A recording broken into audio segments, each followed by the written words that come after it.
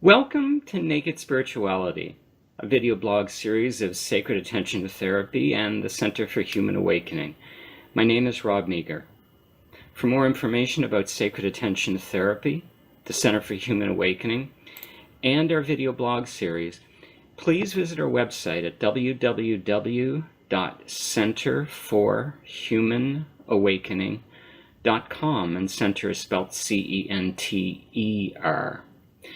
These video blogs are intended to be spontaneous, unscripted dialogues between myself and other supporters of the Center for Human Awakening. And our guest today is a returning guest, a dear soul friend of the Center, Lorna Bryant, and we'll be speaking with Lorna about her contributions to the Center's study group through the Sanctuary with Eden. And I'd now like to invite Lorna to come on screen.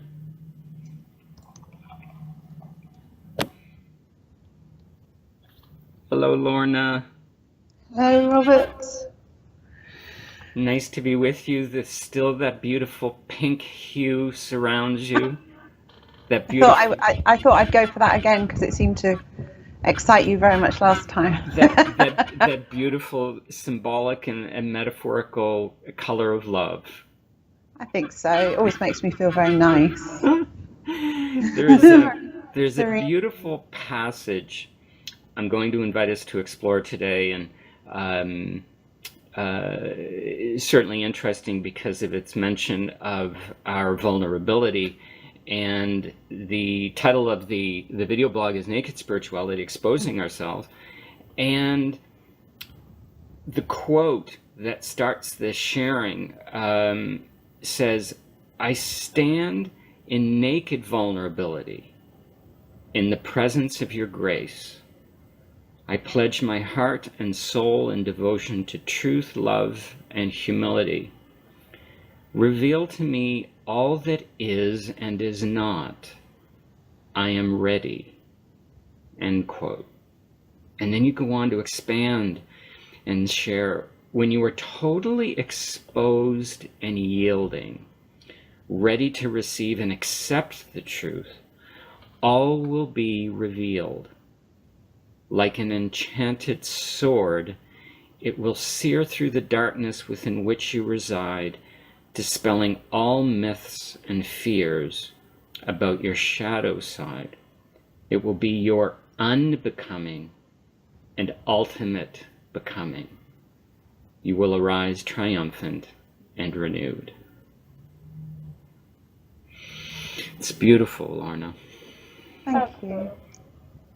Thank you. I'm trying to remember the picture I put with that one. Was it a woman with a sword? It may have been, I'll be honest. Yeah, I can't remember. I can't remember the specific graphic you had associated with it.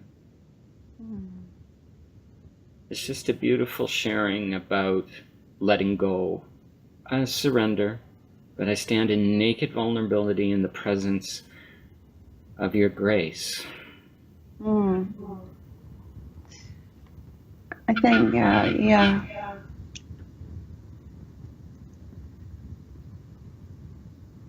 For me,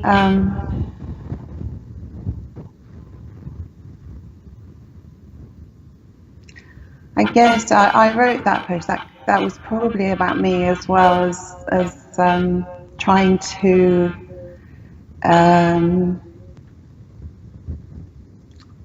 touch people's hearts and souls to actually do the same. And I years of trying to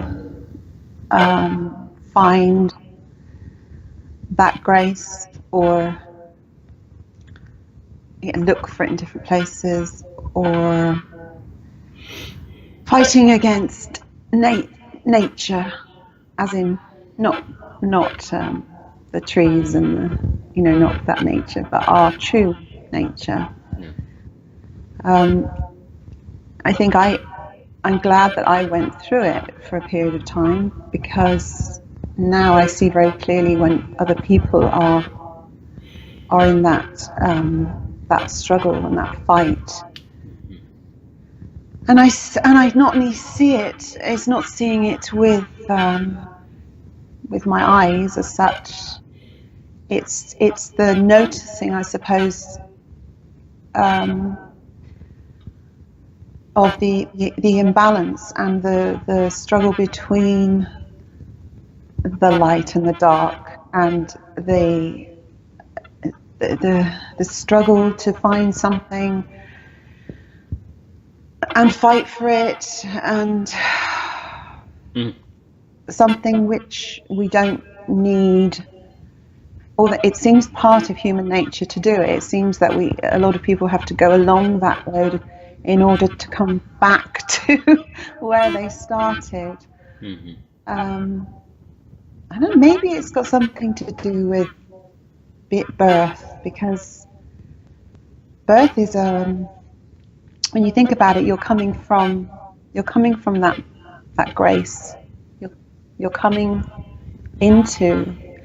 from a very balanced, perfect state, balanced between light and dark. It's not personal as pertaining to the person. It's all, it's openness. It's complete. It's complete in its balance between the light and the dark, and you're coming into a world which is very structured and defined, and a lot of babies, I mean, not all over the world, but there can be difficult births. They can be born into the bright lights of a hospital. You can be born with trauma. It's not all, and maybe it starts. I think it probably starts before that, in the womb, with what's going on with your mother. But coming into a world which is so different to that free-flowing, yielding, beautiful, gracious, sort of undefined, timeless and boundless grace. So it's a shock, isn't it? It's an immediate shock. And then, as we've talked about before, there seems to be a kind of forgetting of where we came from. I'm not sure if that's. I'm not. There's two ways of looking at that. There's the fact that you've been kind of encaged in a form, and that grace itself wants to forget, in a sense, so that we have that chance to express ourselves as human beings, and then to find our way back to grace. Or the other way is that we forget because of the conditions we're born into, and the influences of our parents, our peers, social influences. So, but whichever way you look at it, there is a sort of people. It can feel like a separation. It can feel like a separation, but it's not a separation. That grace is within you, and it's just that we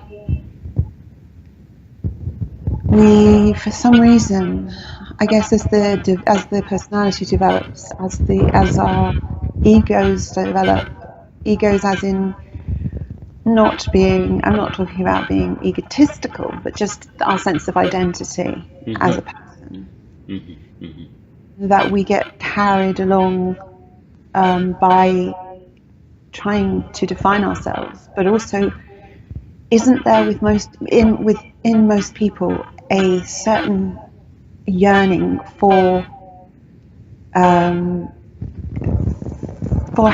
most people say, I'm looking for happiness. I want to be happy, don't they? They say, I want to be happy. You don't hear a lot of people saying, I want to be at peace.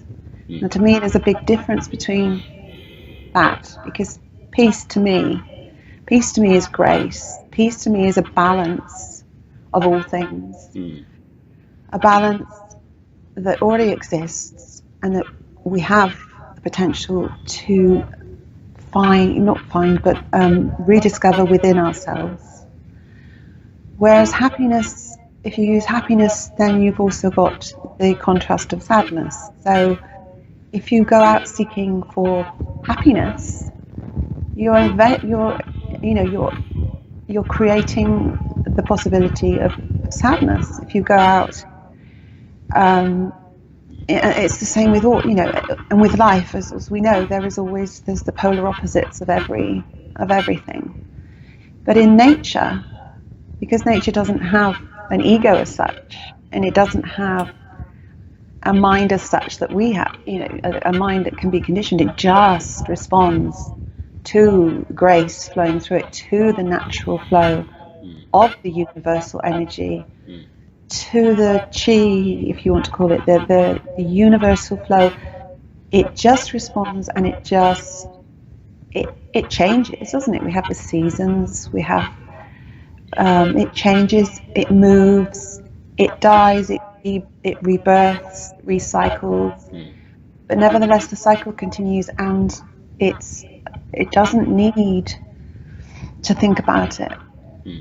And I think the naked vulnerability bit, standing, I think when I wrote that, I remember that sense of standing outside, not necessarily naked without any clothes on, but naked as in just totally ready and willing on every level, every part of me, which means putting aside thoughts, putting aside feelings, putting aside anything that can have that has an impermanent nature or a fluctuating nature, as in the opposite: sadness, happiness, fear, love.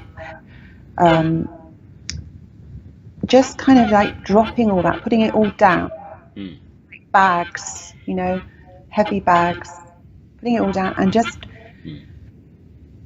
breathing in the grace of the universe, breathing in the life force, breathing in and revitalizing, if you like, the vital force, the grace, the love, the openness within me. When I wrote the post, total surrendering almost. I mean, to surrender also creates that opposite of like fighting. So it's not a surrender as such. It's just I like the word sort of laying down, sort of just. If you say opening, you can think, well, closing as well. So it's a more or less a kind of offering, I suppose, offering yourself to your true self, offering the opportunity to be completely vulnerable. And vulnerability is seen as a bad thing often, but there's vulnerability and there's vulnerability. Vulnerability where, in human terms, you're so vulnerable because you don't have that center, you don't have that sense of peace and balance within you. So you're vulnerable to your thoughts, you're vulnerable to experiences, you're vulnerable to be thrown off by any of those, and feelings and emotions and people's actions. The kind of vulnerability I'm talking about with offering that yourself to re-emerge fully, to show itself, is a vulnerability, but it's a vulnerability that's embraced and held within grace or God or love. So it's a safe vulnerability. I mean, it's neither safe or unsafe. It's just present. It's just going to hold you. And in that way, sorry, you were going to say something. I was going to say, if we're willing to accept it, transcendent teachings like you're sharing, like you're offering, can have can be received on different levels. Yes, they can. And what this, certainly the initial quote, "I stand in naked vulnerability in the presence of your grace," what it conjured up for me was my very first experience with my spiritual teacher. And I knew from the very first time I met with them, they could see right through me. Yes. And it was initially the most intimidating experience I've ever had. To know that they can see through the lies, they Yes. can see through the mirror, they can see through the illusion, and you can't hide from it. And No. it reached a crescendo, because again, I recognized immediately how threatened I felt. And fortunately, I allowed myself to open myself and to be vulnerable, naked vulnerable, meaning completely exposed, completely open. I accepted it. And it turned from something of being threatening to being a relief. A relief, yes. Just a relief. I could begin a process of discovering who I really was. I could let down all the barriers. And I think that experience that I just relayed is symbolic of life, which is what you're getting at, and I think you're sharing, is life sees through us. Life sees through the lies. Life sees through the illusion. Life sees through the barriers we build up around ourselves. And we know, and I don't think it's on an unconscious level, maybe subconsciously, but often we're very aware that there is this force, energy, I'm going to say divine grace, okay, that sees through the illusion, that sees us for who we really are. And if we're willing to accept and surrender,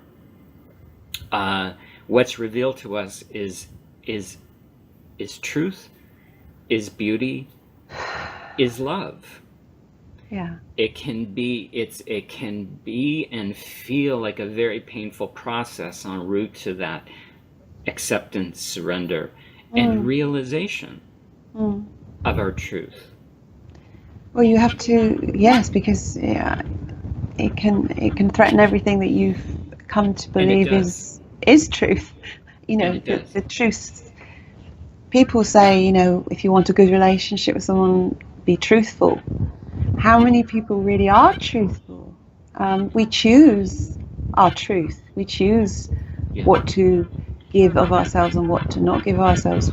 We bend the truth. We half the truth, and actually, do we even half the time know our own truth, or is it truths that we've adopted, or the truth you're talking about and we're both talking about is beyond anything conceptual. It's transparent, and it's that transparency. Actually, I really like that word, when you said about you felt that relief, and that I felt that sort of, you could breathe again.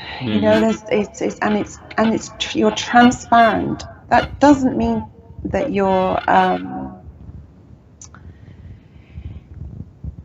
I think if you're going to live in grace, if you're going to live to the full potential as a human being, you have to. A time has to come, and there's no rules as to when that time comes, but a time has to come when you do become transparent, when you do take that universal breath and let it all go.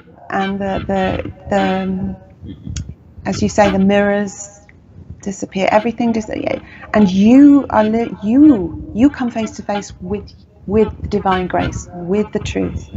Once you've come face to face with that, once you've seen it, and that's not a seeing outside of yourself, that's a seeing inside of yourself. It's a complete seeing. It's like you're saying about your original master, teacher, guru. You felt like he could see right through you. And I've had people say that to me when I've been looking at them or talking to you. You're looking through me, aren't you, Lorna? You're looking right through me. I think that feeling that you had was initially scary, and then it was a massive relief. Yes.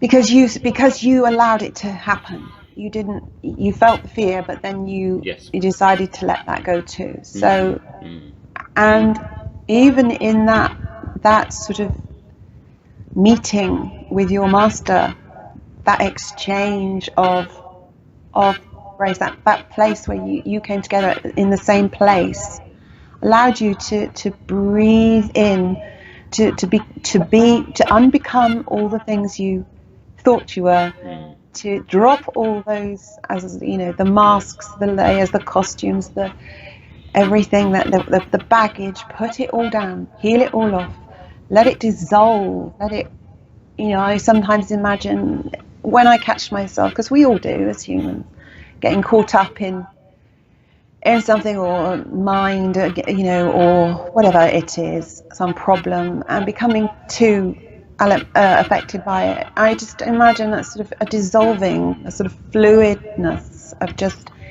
everything just dissolving away from me, down into the ground, and then the grace, the breathe, you know, breathing in, I think breath, breathe deeply, and in that breathe, you're breathing in is the action, but when you breathe out, you let it all go. And in that space, you've created the space then for your natural self to just be. So you unbecome, and then you be who you truly and naturally are. And once you've experienced that, you can't ignore it anymore after that. You can try, but often, because you've opened up, it doesn't mean you're a fool and you have to let everyone, like, it just means that you are open to embrace everything that comes your way. You're open to embrace it and see beyond the facade, beyond what it appears to represent to the majority of people. To see beyond fear, to see beyond risk, to see beyond people's aggression or anger towards you, or opinions, to see beyond, to see behind it all, and to be in that state of grace all the time. I mean, as I say, we're humans, so we will we will sometimes, you know, just get pulled around a bit. But it's like, if we go back to that wave analogy, I think, and we think about the yin yang experience of balance. You know, it's just that yin yang, the symbol of yin yang is balance, pure balance. But within the balance, nothing is solid. It's a circle with a fluid line, and there's light and dark in both sides. So it can move and flow. And this is, I feel like grace is like this, love is like this. It moves and flows, but it never. It's always in balance. So if one bit of you, once you're in that grace, if one bit of you slightly falls out of balance, the other will compensate, and it brings it back. And it's like waves, isn't it? It's like waves coming back into the ocean all the time. We've used that analogy before.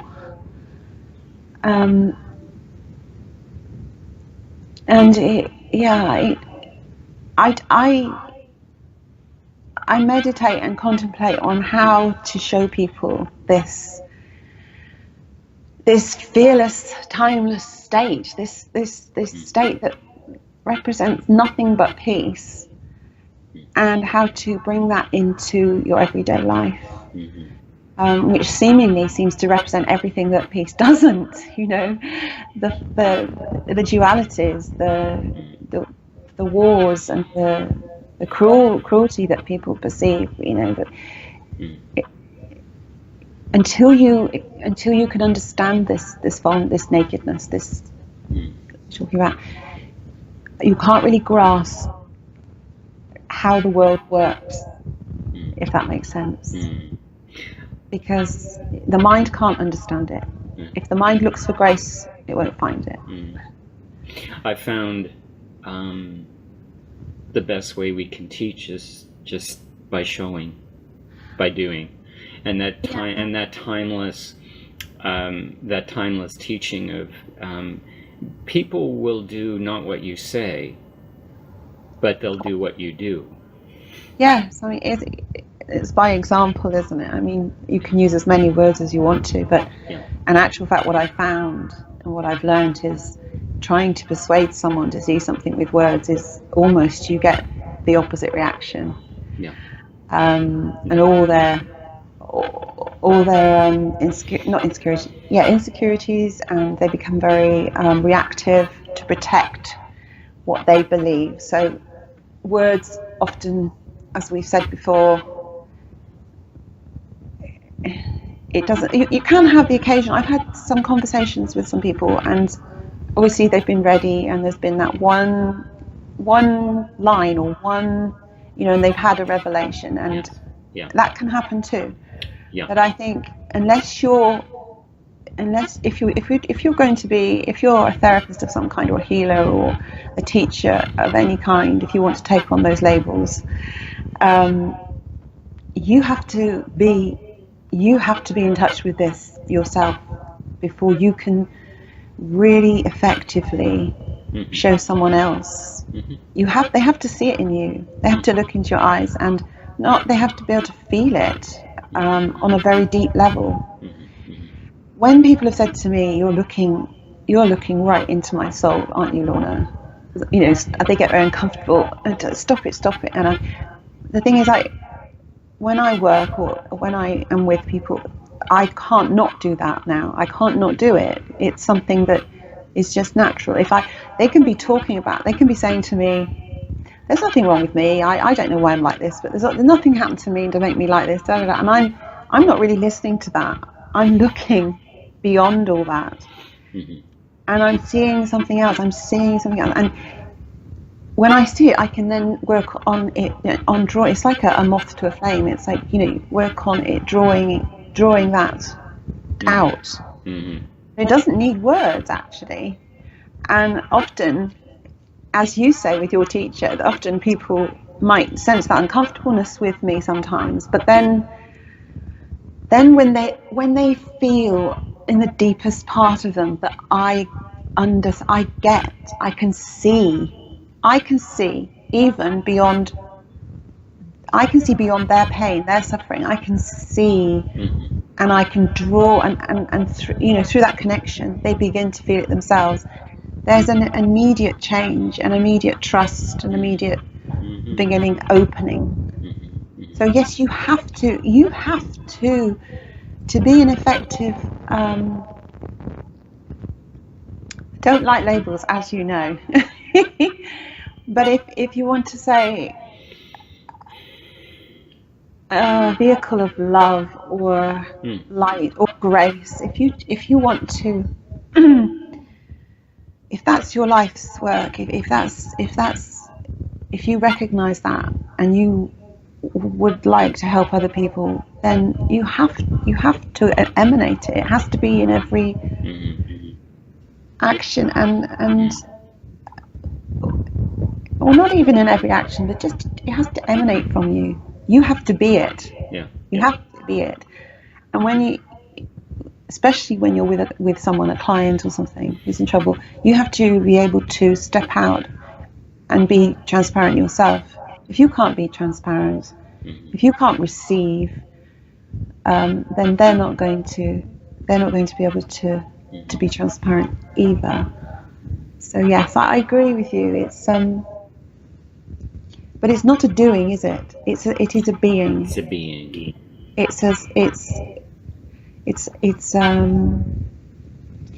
It's like just